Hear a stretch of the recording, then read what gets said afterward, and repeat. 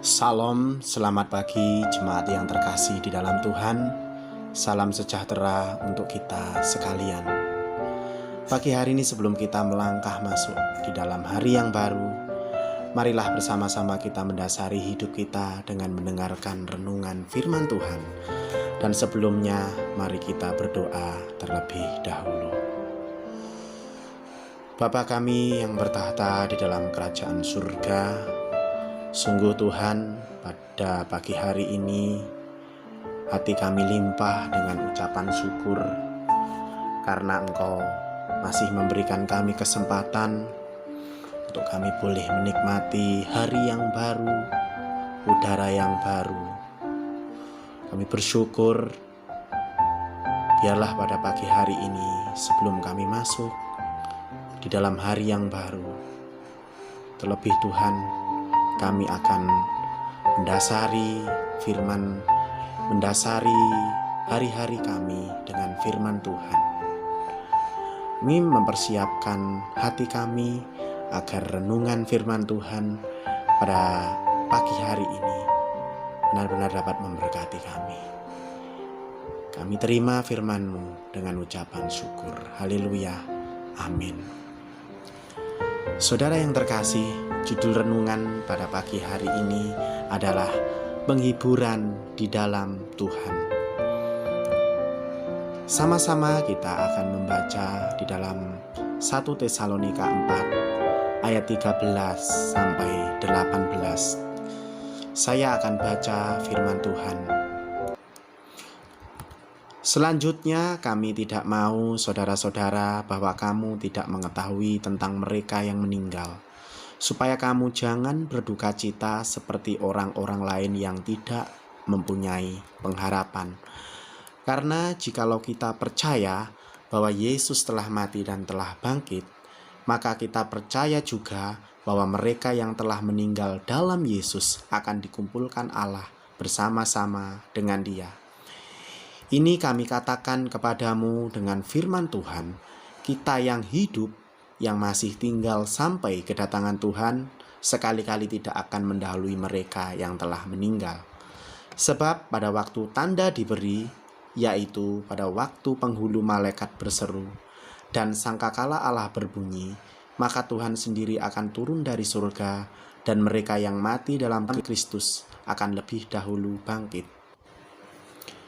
Sesudah itu, kita yang hidup, yang masih tinggal, akan diangkat bersama-sama dengan mereka dalam awan menyongsong Tuhan di angkasa. Demikianlah kita akan selama-lamanya bersama-sama dengan Tuhan. Karena itu, hiburkanlah seorang akan yang lain dengan perkataan-perkataan ini. Saudara yang kekasih dalam Tuhan, mengawali renungan pada pagi hari ini, saya menyampaikan sebuah cerita singkat. Ada dua orang ibu yang berduka karena kematian putra mereka dalam kecelakaan lalu lintas. Kedua ibu ini sama-sama menyayangi putranya masing-masing. Namun reaksi keduanya saling bertolak belakang. Ibu yang pertama menjadi semakin sedih setiap kali ia melihat barang anaknya. Oleh sebab itu, seluruh barang-barang anaknya disingkirkan dari rumah. Ibu yang kedua bereaksi sebaliknya. Semua barang putranya tidak boleh disentuh.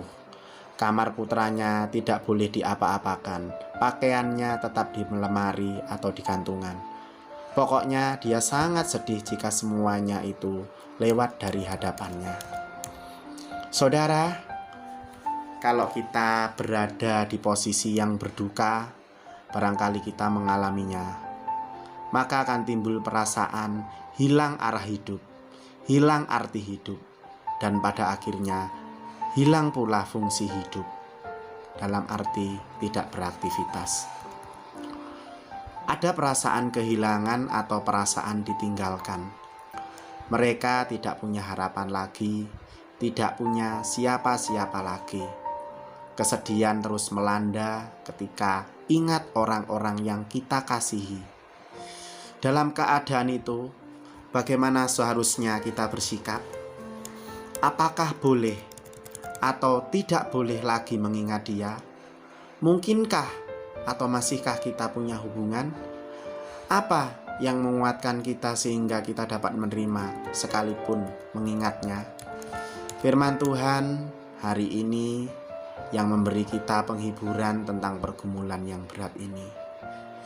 Jemaat yang dikasihi Tuhan, belajar dari jemaat di Tesalonika, sudah berkembang pemahaman di tengah-tengah jemaat di sana bahwa tidak ada kebangkitan orang mati dan kedatangan Tuhan itu sudah dekat.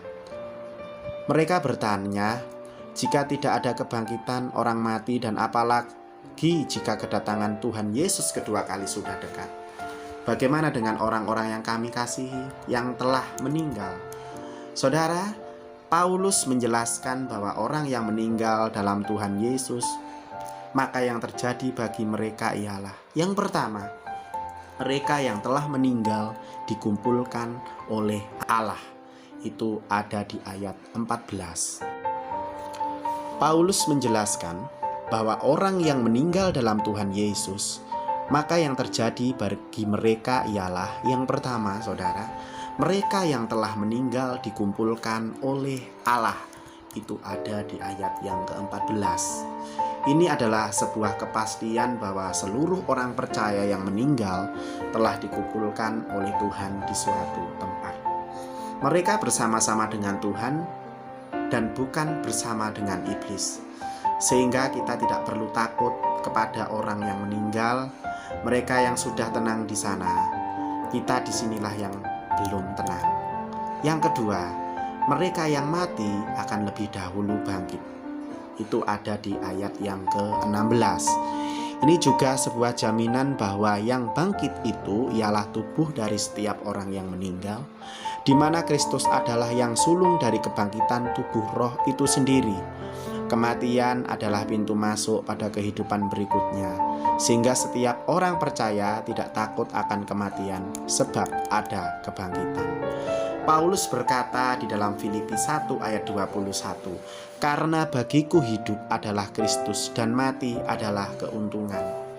Bahkan kerinduan Paulus ialah beralih dari tubuh sekarang kepada tubuh yang dibangkitkan itu. Itu ada di dalam 2 Korintus 5 ayat 8. Yang ketiga, kita yang masih hidup diangkat bersama-sama dengan mereka menyongsong Tuhan di angkasa. Itu ada di ayat yang ke-17.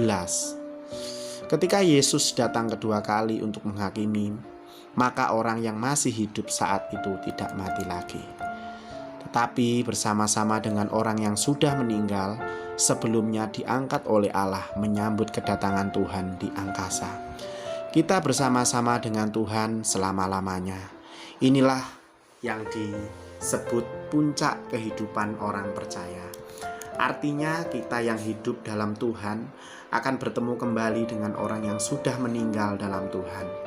Pertanyaannya, apakah kita hidup dalam Tuhan dan mati dalam Tuhan?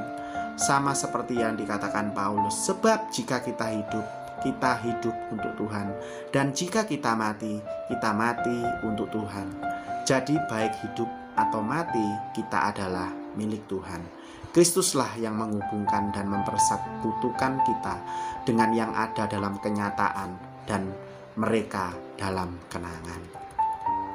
Saudara yang kekasih dalam Tuhan, ketika hal kebenaran yang disampaikan oleh firman Tuhan di atas adalah pengharapan kita yang memberi kita kekuatan dan penghiburan menerima peristiwa kematian. Tujuannya ialah supaya kalaupun kita berduka sebagai orang yang punya pengharapan dan bukan sebaliknya. Sikap kedua ibu yang disebutkan di atas bukan merupakan kesaksian yang baik tentang mengenang orang yang sudah meninggal, sebab mereka masih berduka tanpa pengharapan. Hubungan kita dengan Tuhan dan orang-orang yang kita kasih tidak dibatalkan oleh kematian. Hidup kita sekarang adalah bayangan dari hidup yang sesungguhnya. Kita adalah orang asing atau pendatang di sini, sebab kewarganegaraan kita yang sesungguhnya ialah di surga. Tuhan masih memberi kita hidup supaya kita berbuah dan berjaga-jaga.